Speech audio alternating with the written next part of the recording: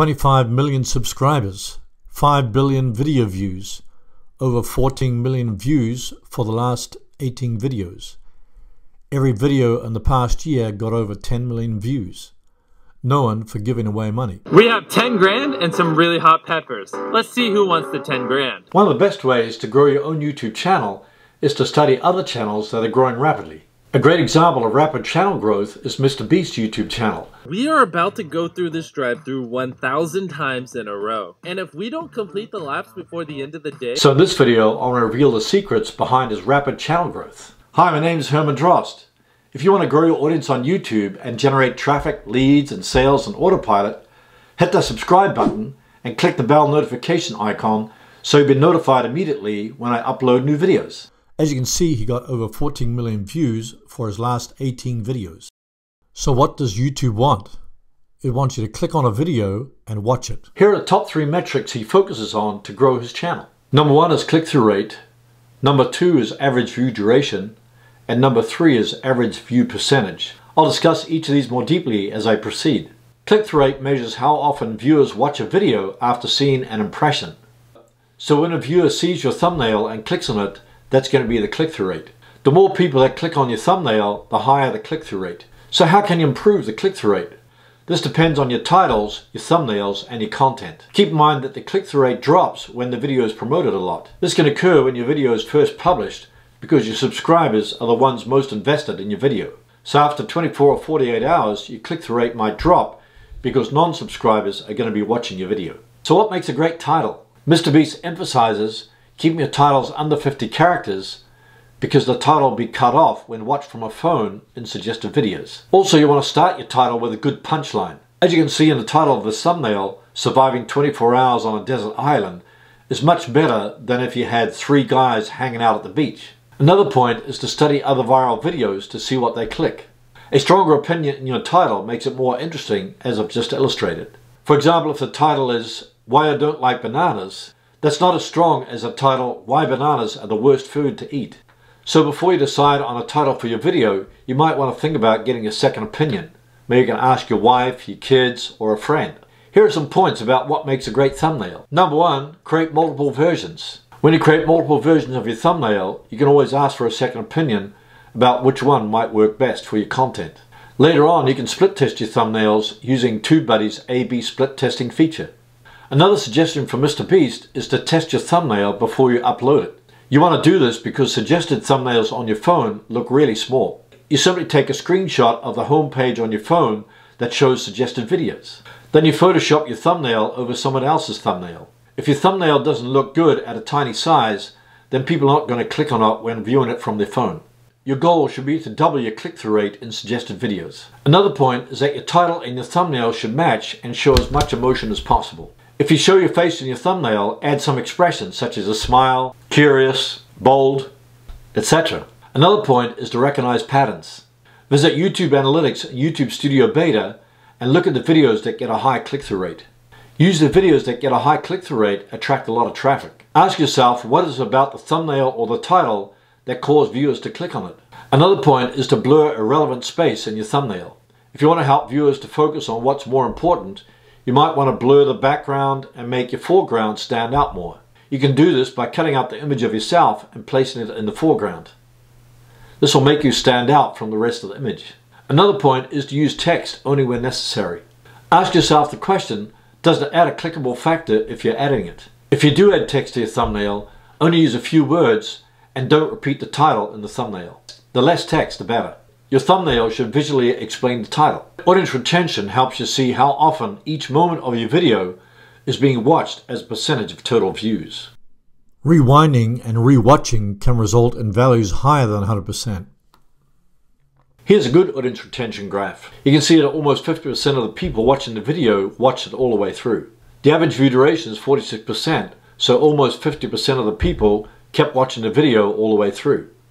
Here's a bad retention graph which you don't want to have. It shows that most people left the video within the first few seconds of watching it. As the video continued, more and more people left the video. The big question is, do viewers enjoy my videos? Here are 4 images that show the different types of audience retention. In the first image, the audience begins at 100% and remains flat throughout the video. This means that the video successfully hooked viewers in the beginning and they stayed watching to the end. The second image is really bad audience retention. Most of the audience dropped off within the first 10 to 15 seconds. This wasn't what your viewers expected. Therefore, you need to revisit the title, thumbnail, and description to see how it better fits your video content. The third image shows bumps in the graph where people are re-watching the video. Dips in the graph means that people are skipping that section or leaving the video. The question you should ask is, did the image or title promise something the video didn't seem to deliver? Or did the video take too long to start or get to the point? Or was there a card that took them away from the video? The fourth image is close to normal, where you see a gradual decline in your audience engagement. A gradual decline means that you're losing a little bit of the attention of your viewers over time. Sharp declines means that something in your video causes the audience to stop watching at a specific point. Relative audience retention shows your video's ability to retain viewers during playback by comparing it to all the YouTube videos of a similar length. Keep in mind this is across all niches, so it may not be specific to your own niche. The graph shows that you want to keep above average all the way through your video. So ideally you want 50% of the people watching your video to watch it all the way through. So the golden ticket is to make sure your viewers want to watch all the way through your video as measured by average view duration and watch time. Think about how your audience can engage more frequently with your content. This will help increase promotion and exposure on YouTube. So the other 2 factors that MrBeast looks for besides click-through rate is average view duration and average view percentage, or average percentage viewed. Average view duration is the estimated average minutes watched per view for the selected content, date range, region, and other filters. Average view percentage is the percent of each video the average viewer watched. It measures your video's ability to hold viewers' attention for its entirety.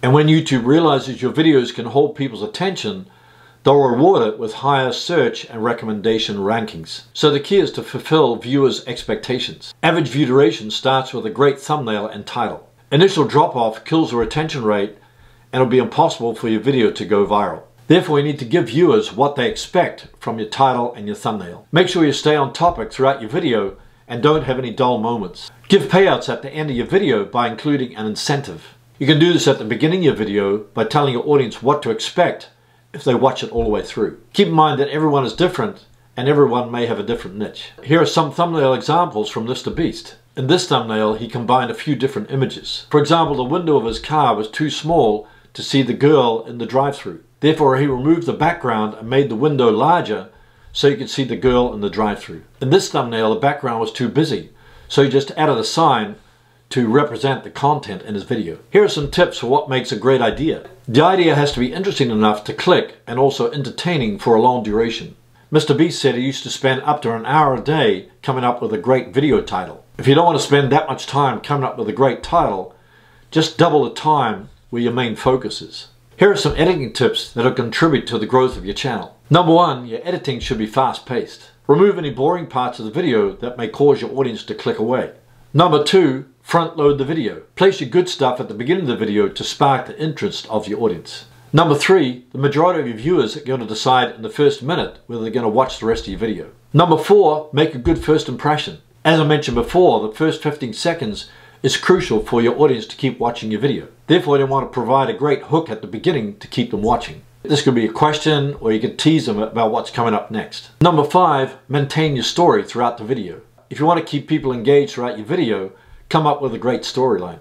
Number 6, place your boring content at the end. If there's any part of your video where you might lose some interest of the audience, place it at the end.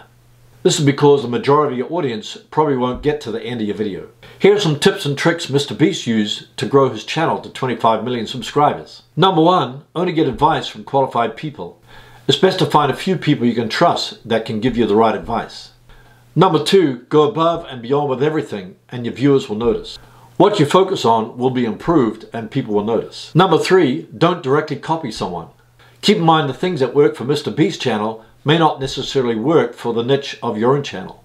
Discover the reasons why successful channels are doing well and make it your own. Number 4, talk routinely with people who want you to improve. You can do this amongst your friends, in a Facebook group, or even on a forum. The most important point is to make videos that people want to click on and watch. So when you make your next video, think about improving the click-through rate, average view duration, and average percentage viewed. If you improve these metrics, you'll get a lot of views and subscribers and your channel will grow. Let me ask you a question. Do you want to know how to rank your YouTube videos in the search engines so you can generate traffic, leads, and sales on autopilot? If that's a yes, watch my next video on how to rank your videos on the first page of YouTube. Thanks for watching, and we'll see you in the next video.